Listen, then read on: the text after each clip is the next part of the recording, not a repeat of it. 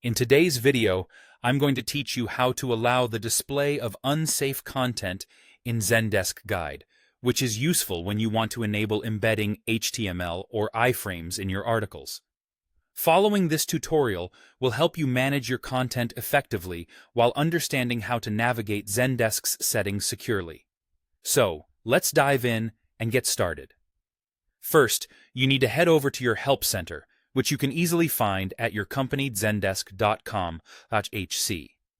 This is the hub where all your customer support articles live, so make sure you're logged in with the necessary admin privileges before making any changes. Once you're there, keep your focus on the upper left side corner of the screen. You'll notice a drop-down menu labeled Add. Go ahead and click on it. This opens up a list of actions you can take, ranging from adding new sections to creating fresh articles. For the purpose of this tutorial, select Article. This is where you will make the necessary adjustments for allowing unsafe content to be displayed. Now that you're in the article creating environment, cast your gaze over to the sidebar on your screen. There you'll see a familiar gear icon, which represents Settings. Give that a click. We need to delve into the settings to change some of the default security practices that Zendesk employs to keep your content safe yet flexible. Within the Settings menu, there is a section dedicated to security.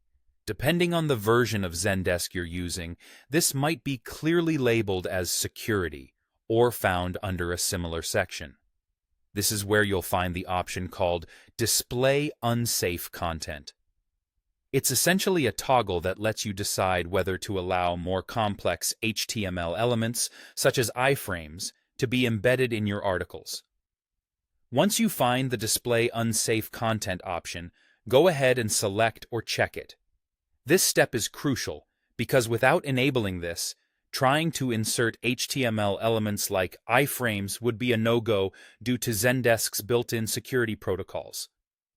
Enabling this tells Zendesk that you are consciously allowing potentially unsafe content and gives you the flexibility needed for more dynamic articles. Finally, to ensure that your new settings are stored, look for the Update or Save button and click it.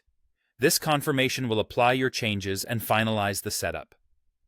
After this setting has been enabled, you can go back to any of your articles and switch to the HTML or source code view.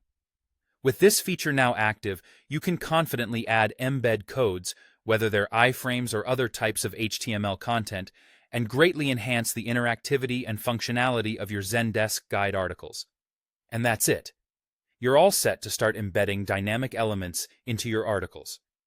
Remember that while this feature gives you new possibilities, always be cautious about the sources of your embed codes to maintain the integrity and security of your Zendesk environment. Thank you for watching, and happy embedding!